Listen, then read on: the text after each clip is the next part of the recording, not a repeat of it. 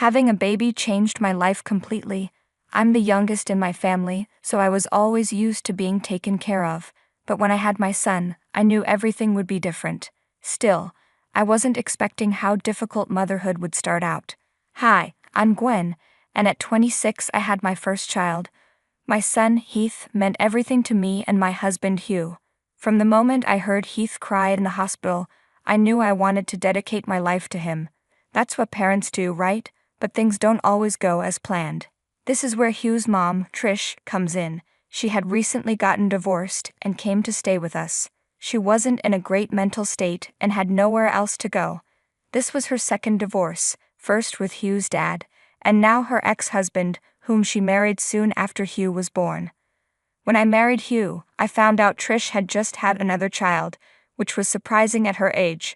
But her marriage fell apart again, and she lost custody of the child because she wasn't in a good mental state. When we brought Heath home from the hospital, Trish was thrilled. She spent hours just staring at him in awe. While I was glad she was around, I also felt she missed the daughter she wouldn't see grow up. Trish was so excited when I told her we named the baby Heath. She loved the name and asked to hold him. I trusted her because she had handled more babies than I had. Hugh and I smiled as she played with Heath, but then he started crying. I thought he was hungry, so I asked for him back. Trish insisted he wasn't hungry and just wanted attention. She kept playing with him even though he was crying louder. I looked at Hugh for help, and he gently suggested Trish let me take care of Heath. But Trish didn't listen and shook the baby lightly, which made me nervous. I finally managed to take Heath from her, even though she tried to hold on. This was just the beginning of her strange behavior. Trish would play with Heath even when he was sleeping, waking him up just when I had finally calmed him down. She never took responsibility for his crying, just laying him in the cradle and walking away as if he'd stop on his own. She insisted that babies only want attention and that feeding them should come later. I tried to explain that Heath was just a few weeks old and needed regular feeding and sleep, but she dismissed me, saying new mothers think they know everything. Trish continued to ignore Heath's needs, treating him like a toy to play with when it suited her. I decided to talk to Hugh about it, but he wasn't happy with how I was talking about his mom. He hadn't seen much of her behavior since he was usually at work. While I was on unpaid maternity leave, I really wished I could have had a paid one, but my employers weren't very kind. I had already used up my 12 weeks of paid leave, and now I was going over that time. Hugh had to work overtime because of this and didn't get much time at home. Look, can you please try to get along with my mom? She's been through a lot, and that's probably why she wants to bond with Heath, Hugh said. I do get along with your mom as long as she's not acting weird around our baby. Do you know last night I woke up to him crying, and she was just standing over his cradle, staring at him. It was terrifying, I replied. She said she wanted to play with him, but didn't because she knew you wouldn't be okay with it. She was just standing there looking. It was scary, I added. I know she can be a bit strange, but that doesn't mean she'll hurt him. Just be nice and persuasive and she'll soften up. She's easygoing like that, soft-hearted like you. Hugh tried to reassure me. I really don't know about this, I said, worried. Heath was too young for a nanny, and I couldn't take him to work when I went back. I was a barista at a local cafe and I wasn't sure how long I could stay off work. With only Hugh working, we were just making ends meet, and I was concerned about the future. At first, I liked the idea of letting Trish take care of Heath while I was away, but now I realized that might not be a good idea. The other day, I was trying to get Heath to sleep when I heard loud noises from my room. I peeked in and saw Trish stomping around, looking like she was deep in thought. When she noticed me, I quickly looked away, but she swung the door open. Do you think I should talk to my lawyer again? She asked abruptly. Talk to your lawyer? About what? I asked, confused. About my baby. Like the one you have. I think I can get her back if I try really hard. Maybe I could file a lawsuit against Tony and prove he's not a reliable person for her to grow up with, she said. Tony was her ex who had custody of their child. I felt sorry for Trish. She was clearly in a bad mental state, but I had to warn her about the consequences of her actions. Trish, that's a long shot. Even if you prove Tony can't raise the child, you won't get her back. They'll say both parents are unfit, and she'll go through the foster care system until she turns 18, I explained. But then I can adopt her as soon as she's put up for adoption. You can keep Heath, and I'll get my baby. Everyone will be happy, Trish said. Trish, no offense, but you're starting to sound like you're losing your mind. You need to relax and let go of this. You need help, I said gently. Are you calling me crazy? Me, the mother of your husband? Do you know what I've done to raise him, the sacrifices I've made? And now you want to take this baby away from me? He's my baby too, she shouted. Since when are we talking about Heath? If you want your child back, the only way is to be real and legal. Maybe you should get some help and then prove you can have joint custody, I said. Don't lecture me, you're just a barista who caught my son's eye. You're no one, and you won't make a good mom. Not like me anyway, Trish snapped. What's with you? Where are you going with all this? We let you stay in our home because you had nowhere else to go, and this is how you treat me. I'm sorry life hasn't been great for you, but lashing out at me won't help, I said, trying to stay calm. Shut up, I'm leaving, she screamed, coming dangerously close to me before storming out. I was scared that Trish might hurt me or Heath, but thankfully she didn't. Losing custody of her child had clearly messed with her mind, and things were getting worse. Hugh didn't even listen to me. When I told him what happened, he got mad at me for letting Trish go out on her own when she wasn't thinking straight. He didn't believe me when I told him she was fixated on the whole baby thing. Later, Trish came back home and said she'd been sitting on a park bench all day, even though it had only been a few hours since she left. She quickly apologized to me and then went to take a nap in my room. Later she asked if she could help put Heath to sleep, but I was cautious this time.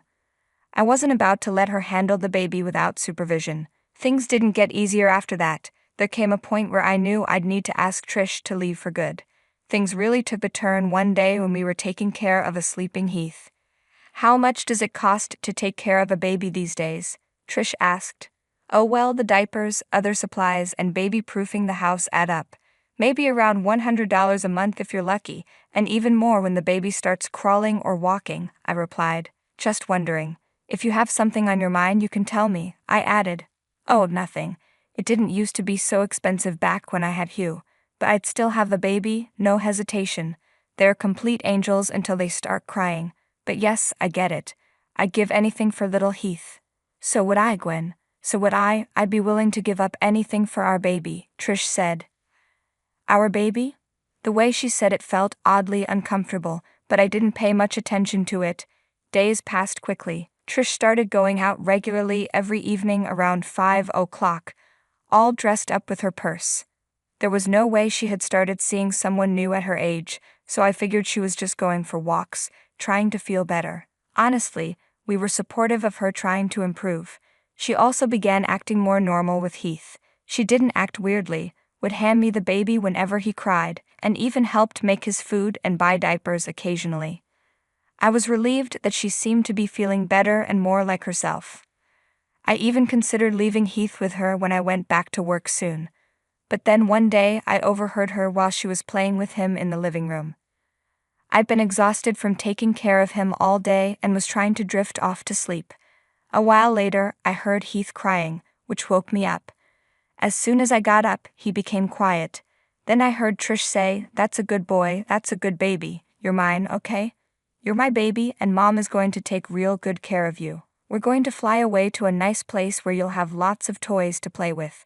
Don't you want that?" I wondered how much of what she said was serious and how much was just play. She had definitely managed to calm Heath down. When I got to my senses, I realized his cradle had been moved from my room. The cradle wasn't very heavy, but it was odd that she moved it without waking me up. When I walked into the living room, my heart skipped a beat. The cradle had been modified, and she'd hung large Christmas balls on top to entertain the baby. It looked pretty, but the problem was the balls were made of glass and could have fallen on his face at any moment. I quickly picked Heath up. "What are you doing?" "He's enjoying it," Trish said. "Trish, where did you get these Christmas balls from?" "I found them in your storeroom." "I thought he'd enjoy them," she replied. "Trish, those are really heavy. They may not seem dangerous to us, but for the baby they are. How did you tie them up there? They could fall on him any moment." "Hey, what's with all the accusing?" I got the baby to be quiet and you're still not happy with me, Trish said, sounding defensive. I appreciate that you got him to be quiet, I really do. I'm so happy you're getting along with him, but these balls are dangerous. The old plastic toy on the cradle wouldn't hurt him if it ever fell. How did you even get it down? I thought it was attached. Oh, I ripped it off. Didn't take much. I think this looks so much prettier. I don't see the problem. I understand, but please, let's take it off, okay? It could hurt him. Trish made a face but pulled the Christmas balls down. As soon as she touched them, 2 of them fell straight into the cradle and left dents in the bedding. That could have been where my child was lying. I saw that her intentions were good, but the way she went about things wasn't okay. She left the living room and ran into my room to sleep. Afterward, she began distancing herself from me. Every morning, she'd go out and not come back for hours.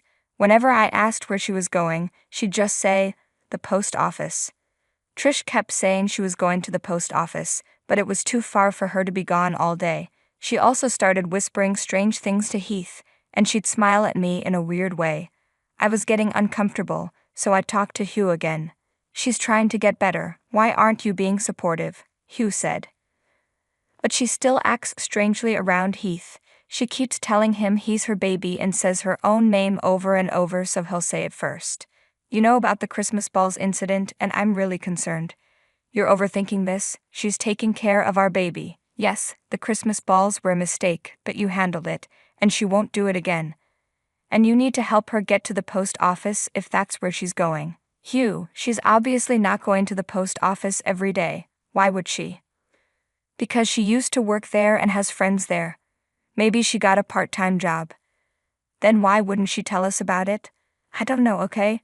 Just relax and stop keeping an eye on my mom. She's innocent, there's no need to accuse her. That was it, I lost it. Hugh refused to believe me no matter what I said. With my return to work approaching, I decided to take matters into my own hands. I bought a baby monitor and secretly installed it in the wall so no one would notice it. When I started working again, Trish stayed home most days. Everything seemed normal. She'd take Heath to play and then put him back to sleep. Since I was only working part-time, I was always home before it got too late. But one day, I heard something on the baby monitor that made my heart sink. "Oh, we're going to fly away, Heath, you and me. Mama has been working so hard at school, teaching little kids like you'll be someday. Oh, Mama has so many plans once she runs away with you," Trish said. I heard Heath giggle as she picked him up and spun around the room. "My baby, oh little baby, do you like spinning? Do you like it? Of course you do. We're going to go far away from your little cradle. I'll get you a new one with big shiny balls on it, and you'll have a pretty mom, unlike your mom, and we'll make Daddy run away too. Yes, we will." What was going on? I was horrified. She continued spinning around the room with Heath, but when she finally sat down, Heath started crying. She placed him on the edge of the bed and held her head like she was dizzy. I panicked, thinking Heath might fall, but she picked him up just in time and put him back in his cradle. "You keep crying, and I'm not giving you any more attention. In my house, you'll learn discipline from the get-go.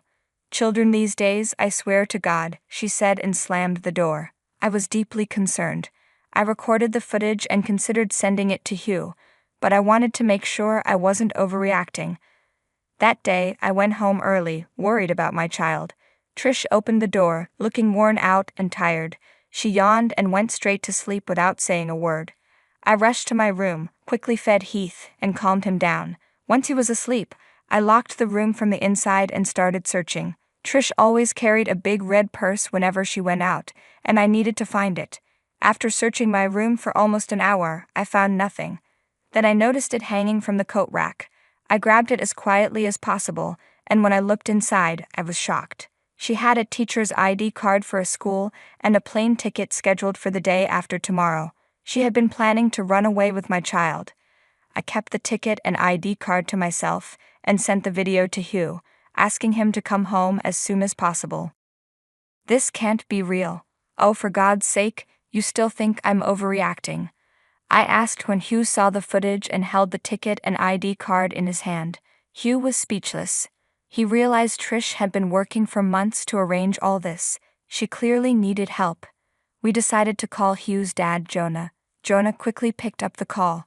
When Hugh told him what was happening, Jonah was saddened but agreed that Trish needed to be removed from the house.